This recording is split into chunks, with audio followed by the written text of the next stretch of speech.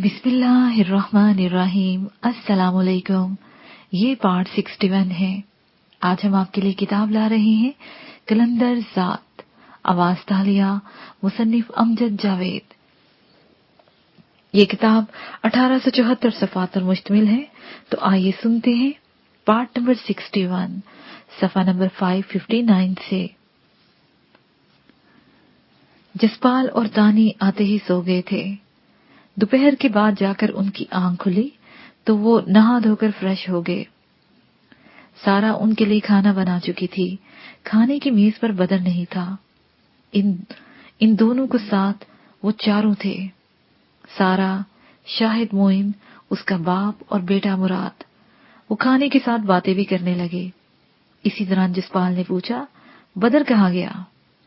तुम लोगों को छोड़कर गया है, अभी तक वापस नहीं आया और ना ही कोई इत्ला है। सारा धीरे से बोली तो उसने पूछा, कुछ बताकर गया है? वही कह रहा था कि शाम तक लौट आएगा। ओके, जसपाल ने कहा और खाने की तरफ मुतवज्जा हो गया। वो खा पी चुके तो वो दोनों वापस कमरे में आ गए। तानी बेड पर फैलते हुए बोली, ये मेहरुल शाह वाला कांटा ना होता तो अब तक हम वापस जमाल के पास जा चुके होते। ये तो है, वैसे हमने फोन करके भी मालूम नहीं किया कि उनका हाल क्या है। जसपाल ने पूछा। तो उन्होंने हमारा कौन सा हाल पूछ लिया है? तानी ने जले हुए लहजे में कहा तो वो कहका लगाकर हंस दिया। फिर बोला, तुम तो यूं कह रही हो जैसे हमने लौटकर उनके पास जाना ही नहीं है। जाना तो है, अगर जिंदगी ने साथ दिया तो। वो अफसरदगी से बोली तो उसने कहा, वैसे तुम ऐसे करो, कुछ देर मजीद आराम कर लो। लगता है अभी तुम फ्रेश नहीं हुई।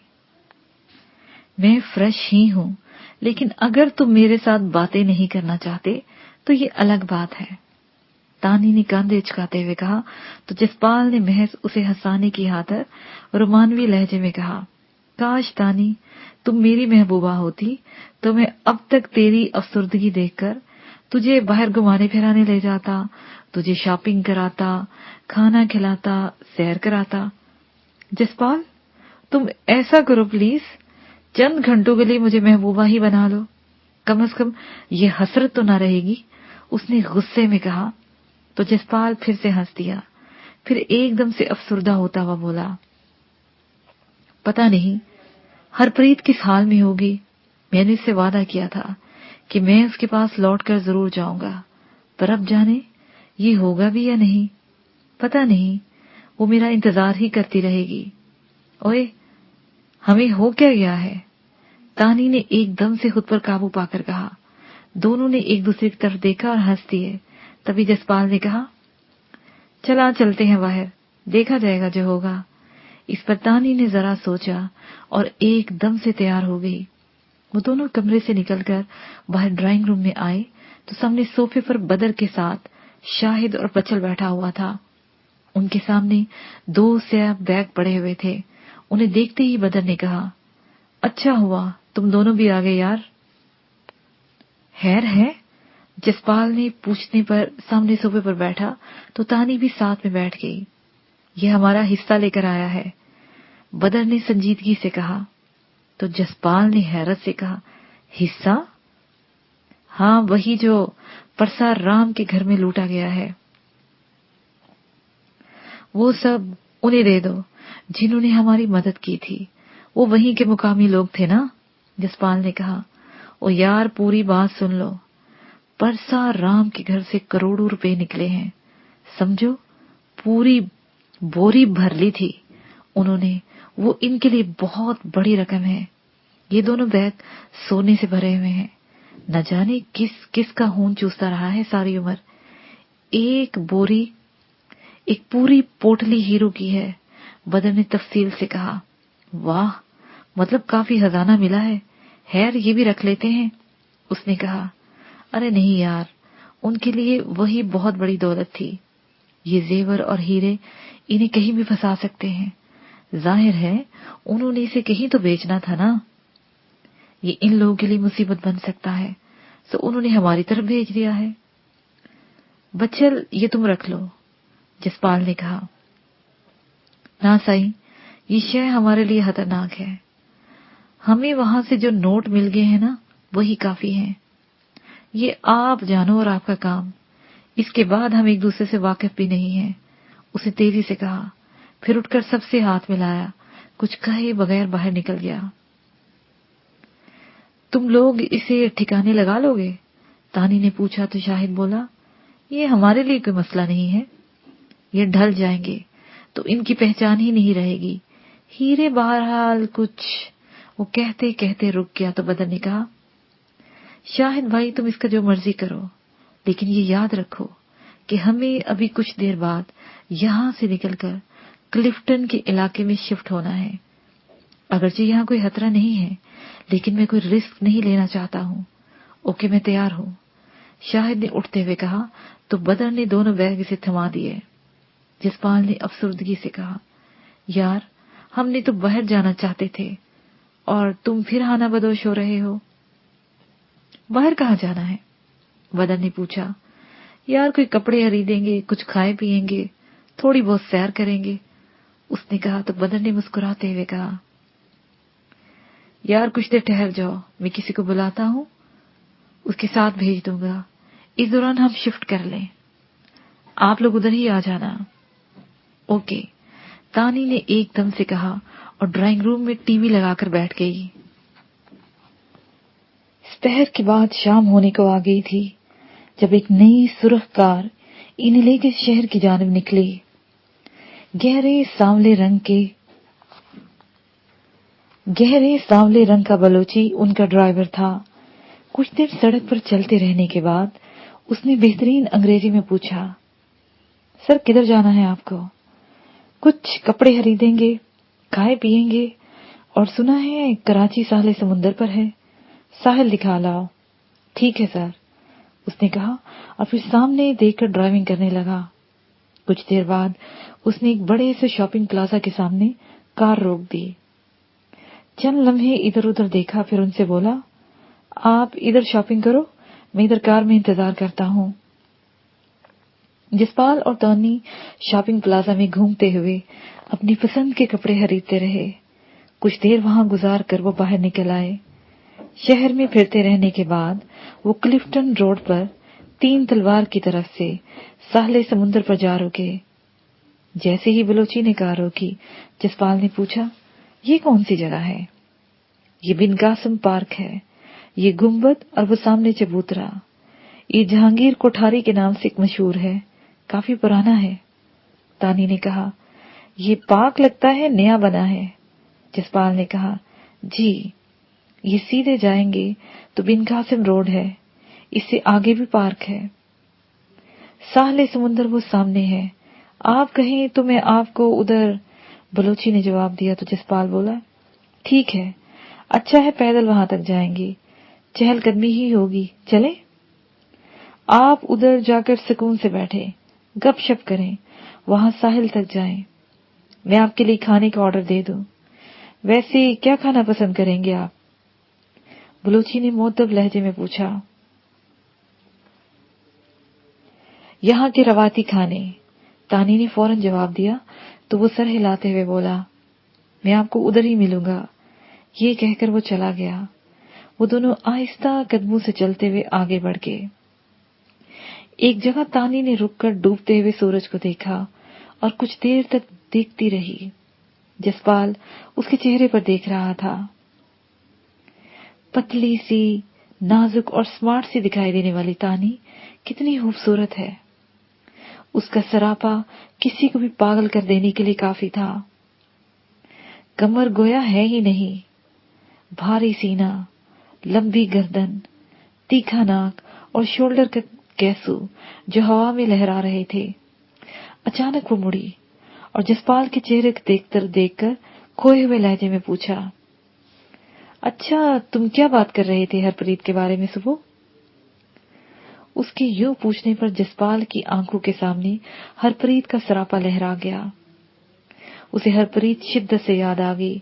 वो एकदम से जज्बाती हो गया। वो चंद लम्हे उसे सोचता रहा, फिर प्यार भरे लहजे में बोला, क्या याद करना है उसे, बस वो इंतजार कर रही होगी। मेरा वादा, کتنا عرصہ ہو گیا ہے اسے فون بھی نہیں کیا، وہ تو پریشان ہو گئی ہوگی نا۔ جسپال، یہ زندگی بھی کیا شے ہے، بندے کو پتہ ہی نہیں ہوتا کہ اگلے پل کیا ہونے والا ہے، اور پھر بھی کتنوں کے ساتھ جڑا ہوتا ہے، کتنے وعدے، کتنا پیار، چیزوں کے ساتھ، انسانوں کے ساتھ، پر ہوتا کیا ہے؟ کچھ بھی نہیں، ایک دم سب کچھ ختم ہو کے رہ جاتا ہے۔ تانی دور آسمانوں پر پھیلے بادلوں کو دیکھتے ہوئے بولی تو جسپال چونک گیا۔ اس نے پیار سے تانی کا ہاتھ پکڑا اور اپنے دونوں ہاتھوں میں لے کر کہا، تانی اتنی مایوسی کیوں؟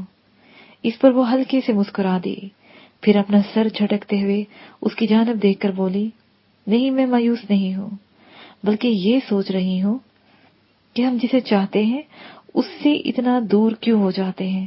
دیکھو تم اور ہرپریت ایک دوسرے سے کتنا دور ہو، میں اور جمال کہاں کہاں بھٹک رہے ہیں، تمہارے اور ہرپریت کے درمیان کوئی نہیں ہے، لیکن مجھے تو یہ بھی پتا کہ جمال میرا ہے بھی یا کہ نہیں، میں اس کے لیے اپنا آپ وار چکی ہوں، اسے شاید اس کا احساس بھی نہیں ہوگا۔ ہاں، یہ بندے کی سوچ ہی تو ہے جو اسے دور کرتی ہے یا پھر نزدیک۔ کہیں ایسا تو نہیں کہ ہم خود ہی یہ سارا جھنجٹ پال لیتے ہیں؟ جسپال نے اس کی آنکھوں میں دیکھتے ہوئے کہا، ہاں شاید تم سچ کہتے ہو، جب تک میں نے جمال کو دیکھا نہیں تھا، اس کی صورت میرے سامنے نہیں آئی تھی، تب بلا شبہ وہ ایک آئیڈیل کی صورت میں میرے لاشعور میں پڑا تھا، وہ سامنے آیا تو ایک دم سے مجھے خود اپنے اندر بڑی پڑی ہوئی محبت کا احساس ہوا، ورنہ اس سے پہلے میں ایسی کہاں تھی، اپنے آپ سے لاپرواہ وہیں روہی کے صحرا میں پڑی تھی، اس کی محبت نے مجھے یہاں لا کے پھینک دیا ہے، اور اب بھی اس کے پاس نہیں ہوں۔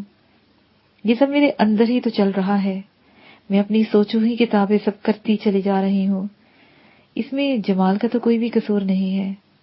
بالکل ایسے ہی ہے، ہرپریت کو میں نے پہلے کون سا دیکھا ہوا تھا، اس کی صورت سامنے آئی تو میں اس پر نہال ہو گیا۔ جسپال نے کہا، میں اکثر سوچتی ہوں یہ ہماری اپنی ہی محبت ہے جو اپنا آپ ظاہر کرتی ہے، اپنے ہونے کا احساس دیتی ہے۔ ہمارے اندر جیسی محبت ہوگی ویسا ہی اظہار کرے گی نا؟ تانی نے دھیمے لہجے میں کہا۔ مثلاً کیسے؟ جسپال نے پوچھا۔ دیکھو، جو مغربی قوم ہے محبت اس میں بھی ہے، لیکن وہ جسم کی ضرورت کو محبت کا نام دیتے ہیں، ان کے ہاں پیار اور محبت کا مطلب فقط جنس ہے، بہت کم وہ محبت ہے جو جسم کی ضرورت سے ماورا ہے، جبکہ ہمارے ادھر مشرق میں ایسی محبت کو محبت کا قتل تصور کیا جاتا ہے، جسم سے ماورا ہو تو محبت کی جاتی ہے۔ میں اس سے بحث نہیں کرتی کہ دونوں میں کیا خوبی ہے اور کیا حامی ہے، میں کہنا یہ چاہتی ہوں کہ ہمارے اندر کا تصور ہے جسے عملی صورت میں ہم ظاہر کرتے ہیں۔ تانی نے دھیرے سے کہا اور ایک بینچ پر آ کر بیٹھ گئی، جبکہ جسپال کھڑا رہا۔ تم یہ کہنا چاہ رہی ہو کہ ہماری اپنی سوچ ہی کسی کے ساتھ محبت یا نفرت کا باعث بنتی ہے؟ اس نے پوچھا تو وہ تیزی سے بولی، بالکل، اگر ہمارے اندر محبت نہیں ہوگی تو وہ کیسے ظاہر ہوگی؟ خالی برتن میں سے کیا نکلے گا؟ ہاں یہ بات تو ہے، ویسے ہم کچھ زیادہ ہی سنجیدہ باتیں نہیں کرنے لگے؟ جسپال نے ہنستے ہوئے کہا، نہیں یہ سنجیدہ باتیں نہیں ہیں، یہ تو عام سی بات ہے، اصل میں ہم اپنے اندر جھانکتے ہی نہیں۔ کتنی عجیب بات ہے نا کہ ہم اپنے لیے وقت ہی نہیں نکالتے، ہم جو ہیں اپنے بارے میں جانتے ہی نہیں۔ تانی پھر سے سنجیدہ ہونے لگی تو جسپال بولا، یہ تم کیسے کہہ سکتی ہو؟ انسان نے اپنے بارے میں تحقیق اتنی کر لی ہے جس کا کوئی انت نہیں۔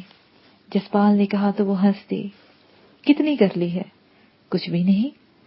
اگر انسان نے اپنے بارے میں تحقیق کی ہوتی، اپنے اندر جھانک کر دیکھا ہوتا تو ہم اس جگہ یوں نہ کھڑے ہوتے، یہ گولی بھی ایجاد نہ ہوتی، اور ہر طرف جنت کا نظارہ ہوتا۔ وہ مسکراتے ہوئے بولی تو جسپال نے کہا، یہ تم نے اتنی موٹی موٹی باتیں کہاں سے سیکھی ہیں؟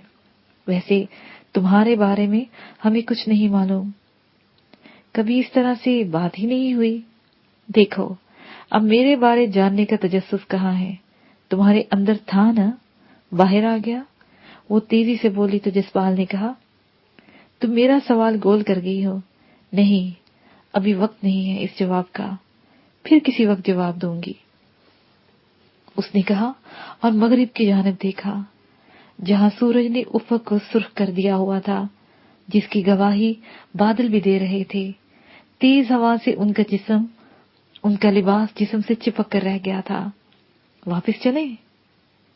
جسپال نے کہا، دل تو یہی چاہتا ہے کہ یہاں سکون سے بیٹھی رہوں، لیکن کب تک بیٹھوں گی؟ آج جانا تو ہے۔ یہ کہہ کر وہ اٹھ گئی۔ دونوں چلتے ہوئے پارک سے باہر جانے والے راستے پر ہو گئے۔ وہ دھیمی چال چلتے موسم کا لطف لیتے ہوئے جا رہے تھے۔ انہیں سامنے کھڑا بلوچی دکھائی دے رہا تھا۔ ان سے کچھ فاصلے پر ان کی وہی سرخ کار کھڑی تھی۔ مل جگہ اندھیرا چھا گیا تھا، شہر کی بتیاں روشن تھی۔ چند قدم کے بعد وہ کار میں جا کر بیٹھنے والے تھے کہ اچانک سامنے سڑک پر ایک کار تیزی سے آن رکی۔ اس کے پیچھے ایک ڈبل کیبن 4 وہیل رک گئی۔ ان گاڑیوں کے رکنے کے انداز سے ہی دونوں چکنا ہو گئے۔ اگلے ہی لمحے کار کا پچھلا دروازہ کھلا اور اس میں سے گن کی نال برآمد ہوئی۔ اس سے پہلے کہ فائر ہوتا وہ زمین پر لیٹ گئے۔ یہ فطری بات تھی کہ وہ سر یا دل کا نشانہ لیتے۔ وہ فوری طور پر ان کے حملے سے بچ گئے۔ ایک ہی دم سے کئی فائر ہوئے تھے۔ پارک کا گیٹ چند قدم کے فاصلے پر تھا۔ وہ دونوں ہی لڑکتے ہوئے اس کی آڑ میں چلے گئے۔ اچانک دوسرا برسٹ ہوا۔ تب تک جسپال نے اپنا پسٹل نکال لیا تھا۔ اسی لمحے تانی کے ہاتھ میں بھی پسٹل دکھائی دیا۔ انہوں نے سامنے دیکھ کر جوابی فائر کرنا چاہا، لیکن سامنے دونوں گاڑیوں پر کئی فائر لگے ہوئے تھے۔ جسپال نے ادھر ادھر دیکھا۔ ذرا سے فاصلے پر بلوچی اپنا پسٹل لیے پوزیشن میں تھا اور اس کے پیچھے کافی سارے لوگ گنے لیے ان گاڑیوں پر فائر کر رہے تھے۔ تب جسپال کو احساس ہوا کہ گھر سے بھیجنے میں بدر کو اتنی دیر کیوں ہو گئی تھی۔ ایک پورا گروپ اس کے ساتھ نگرانی کو بھیجا ہوا تھا۔ سامنے سے کوئی فائر نہیں کر رہا تھا۔ وہ یہی سوچ رہا تھا کہ کم از کم گاڑیوں کے ٹائر ہی پنکچر کر دیے جائیں۔ ان کی پشت سے کئی فائر ہوئے، جن میں سے کچھ باڈی پر لگے اور دونوں کے ٹائر یکے بعد دیگرے زوردار آواز سے پھٹ گئے۔ اس کے ساتھ ہی اس میں سے کچھ بندے نکلے اور انہوں نے بھاگنے کے لیے سڑک پار کرنا چاہی۔ اسی لمحے سامنے سے 2 افراد نے ان کو نشانے پر لے لیا۔ ان میں سے کسی نے جوابی فائر کیا، کوئی سڑک پر گر گیا۔ اگلے چند لمحوں میں وہ سب گرا لیے گئے۔ وہ سب تیزی سے آگے بڑھے۔ اتنے میں ان کے قریب ایک ہائی ایس وین آ کر رکی، ساتھ میں کیری ڈبہ تھا۔ انہوں نے ان سب کو اٹھا کر ان گاڑیوں میں پھینکا اور چل دیے۔ ایک دم سے ماحول پرسکون ہو گیا۔ وہاں پر موجود لوگ جو سہمے ہوئے تھے آہستہ آہستہ باہر آنے لگے۔ سر آ جائیے، اب کوئی نہیں ہے، کھانا کھاتے ہیں۔ نہیں، اب بھی کوئی ہو سکتا ہے، محتاط رہو۔ جو ہمارے بارے میں یہ جان سکتا ہے کہ ہم کدھر ہیں، وہ درست پلاننگ بھی کر سکتا ہے۔ جسپال نے اسے سمجھایا تو وہ بولا، سر یہ اصغر ڈکیت کے علاوہ دوسرا کوئی نہیں ہے، ان کا طریقہ واردات ہم جانتے ہیں۔ بحث نہیں، اب نکلو، تانی نے کہا تو وہ بلوچی کاندھے اچکا کر رہ گیا۔ وہ کار میں بیٹھ گئے تھے۔ اسی وقت بدر کا فون آ گیا۔ سنا ہے کوئی راہ میں مل گیا تھا، یہ کہتے ہوئے اس نے بھرپور کہکا لگا دیا۔ ہاں، باقی سب بھی سن لیا ہوگا، جسپال نے جواب دیا تو اس نے کہا، اب کیا پروگرام ہے؟ واپس گھر آ رہا ہوں، جسپال نے جواب دیا۔ نہیں، وہ کیوں؟ کھانا تو کھاؤ یار، وہ تیار ہے اور تمہارا انتظار کر رہا ہے، بدر نے ٹھہرے ہوئے لہجے میں کہا تو جسپال بولا، اب مزہ نہیں آئے گا یار، ممکن ہے ادھر تم کھانا کھاؤ، رزق کو یوں چھوڑ کر نہیں جاتے، رب ناراض ہوتا ہے۔ اس نے کہا تو وہ بولا اوکے میں کھانا کھا کر ہی آتا ہوں۔ یہ سن کر اس نے فون بند کر دیا اور بلوچی سے ریسٹورنٹ کی طرف جانے کو کہا۔ وہ ایک بانسوں سے بنا ہوا جدید طرز کا ریسٹورانٹ تھا جو ساحل کے اوپر تھا اور نیچے پانی کی لہریں تھیں۔ سامنے ہی بدر بیٹھا ہوا تھا جو اسے دیکھ کر مسکرا رہا تھا۔ جسپال اور تانی اس کے سامنے بیٹھ گئی تو وہ بولا تمہیں یہاں تنہا چھوڑ دوں یا پھر کوئی تم دونوں کو ہراش بھی لگا جائے تو میرا ہونا تو پھر نہ ہوا نا باؤ جی، اسے پنجابی میں کہا تو جسپال ہنس دیا۔ اس پر تانی نے ادھر ادھر دیکھتے ہوئے سنجیدگی سے کہا زیادہ مت ہنسو، کوئی اب بھی یہاں ہوگا؟ کوئی نہیں ہے میڈم، اس وقت یہاں جتنے بھی بندے ہیں یہ سب ہمارے ہیں، باہر بھی سب کھا پی رہے ہیں، خوش ہیں، پلیز آپ بھی ذرا ان خوبصورت لوگوں پر مسکراہٹ لے آئیں۔ بدر ایک دم سے شو ہو گیا، فطری طور پر تانی مسکرا دی تو جسپال نے پوچھا اصغر ڈکیت ہی کے بندے تھے؟ وہی تھے، مہرل شاہ نے انہیں بھجوایا تھا، میں جانتا تھا کہ وہ ایسا کرے گا، تم مجھے بتا دیتے میں۔ جسپال نے کہنا چاہا تو وہ اس کی بات کاٹتے ہوئے بولا نہ جانی ایسا مت کہہ، تو نے یہاں آ کر ایک یہی تو خواہش کی تھی۔ وہ مسکراتے ہوئے بولا تو جسپال نے پوچھا انہیں ہمارے بارے میں کیسے پتا چل گیا کہ ہم کہاں پر ہیں؟ دیکھ جانی یہ میرا علاقہ ہے، یہاں میرے بارے جاننے کو بہت سارے لوگ ہیں، انہیں اس وقت بھی معلوم ہوگا کہ میں کہاں پر ہوں۔ بدر نے کہا تو یہ خطرناک بات ہے۔ تانی نے تیزی سے کہا تو وہ اطمینان سے بولا نہیں میں خود آیا ہوں ان کے سامنے، اگر نہ آتا تو وہ اس وقت ان کے بندے کیسے ہاتھ چڑھتے، اور پھر وہ لوگ اس وقت کچھ ایجنٹوں کے ہاتھ میں ہیں۔ مہرل شاہ کوئی معمولی شے نہیں، نہ ہی وہ پرسارام کہ جسے ہم یوں ہی مار دیں گے، اس کے لیے بہت سوچنا ہوگا اور پلان بنانا ہوگا۔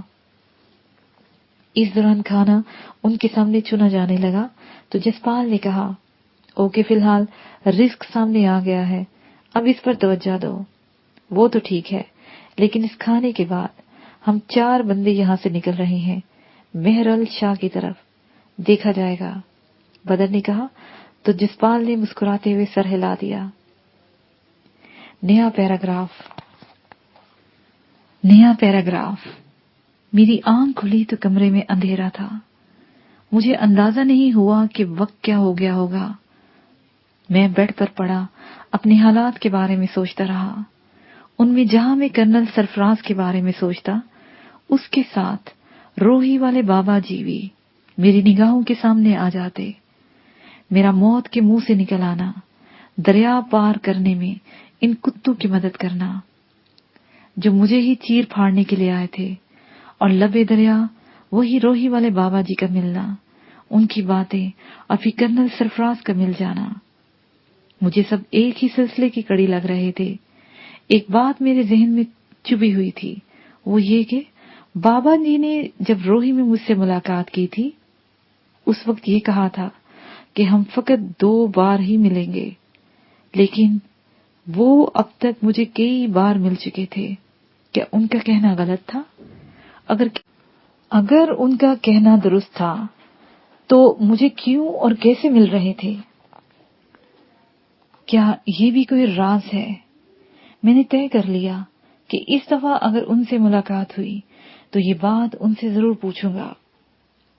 کرنل سرفراز کی شخصیت بھی مجھے بڑی ماورائی سی لگ رہی تھی، بظاہر اتنا سادہ سا بندہ، اتنا مشفق، میرے قہر کی بدبو جسے محسوس بھی نہیں ہوئی، اتنا بڑا محل نما گھر، اور وہ خود میری خدمت کر رہا ہے، حالانکہ اس کے نوکر بھی مجھے دکھائی دیتے تھے۔ میں سوچتا رہا، جب اکتا گیا تو بیڈ سے اٹھا اور کمرے میں روشنی کرنے کے لیے اٹھا۔ انہی لمحات میں کمرہ روشن ہو گیا۔ کرنل سرفراز میرے سامنے کھڑا تھا، اس کے لبوں پر دھیمی سی پروکار مسکراہٹ پھیلی ہوئی تھی۔ وہ آگے بڑھا اور بیڈ پر میرے سامنے بیٹھتے ہوئے आहिस्ता से पूछा, कैसी तबीयत है अब?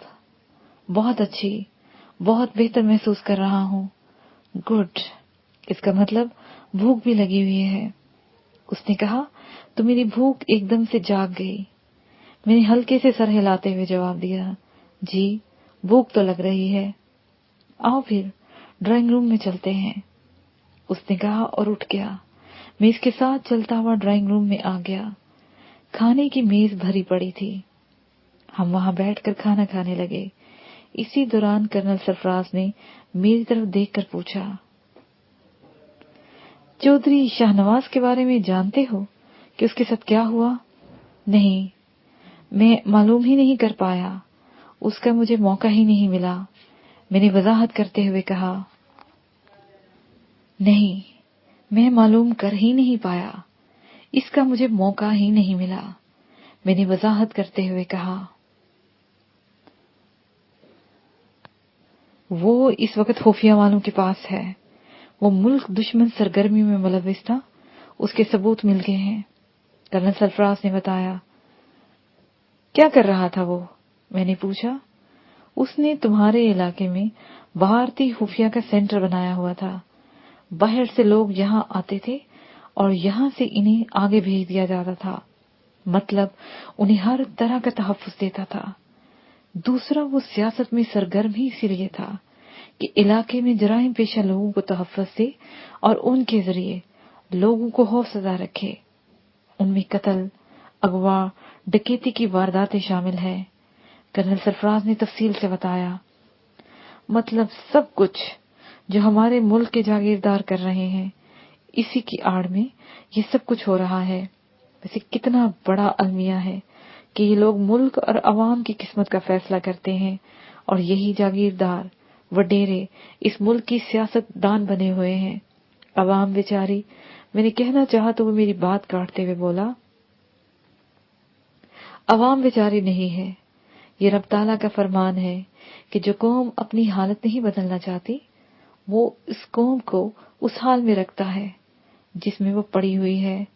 ये कसूर इसी कौम का है कि वो खुद पर जुल्म करवा रही है। उसे काफी हद तक जज्बाती होते हुए कहा, बात तो सारी शौर की है ना जी। इस कौम को शौर ही नहीं है कि वो खुद में क्या है। मैंने कहा तो कर्नल सरफराज एकदम से मुस्कुरा दिया और फिर मेरी आंखों में देखते हुए धीरे से बोला, जमाल तुम एक कौम की बात कर रहे हो, मैं कहता हूँ खुद इंसान अपने आप के सामने रुकावट है और उसे एहसास ही नहीं है। रुकावट? कैसी रुकावट? हर इंसान तरक्की चाहता है। अगर मजबूरी तौर पर देखें तो इंसान ने कितनी तरक्की कर ली है। उसने इस दुनिया को क्या कुछ नहीं दे दिया। उसने तेजी से कहा, किस चीज की तरक्की? किस में तरक्की? इंसान का असल मकसद क्या है? क्या उसने इसमें इंसान ने तरक्की कर ली है या उसका पहले से भी ज्यादा बुरा हाल हो गया है? हाँ, ये तो है। अगर इंसान ने किसी शय में तरक्की की है तो उसी कदर अपनी तबाही के लिए भी सामान कर लिए हैं। मैंने उसकी बात तस्लीम करते हुए कहा तो वो बोला, क्या इंसान में दुनिया के आने का यही मकसद है? तो फिर और क्या है? ये कि इंसान अपने रब की इबादत करे, उसके मुताबिक चले।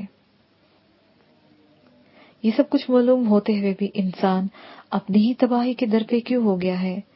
यहाँ तक कि खून के रिश्ते भी एक दूसरे का खून बहा देते हैं। ये जो इतनी खून रेजी हो रही है, और गौर करो तो हर मजहब का बंदा एक दूसरे से लड़ रहा है।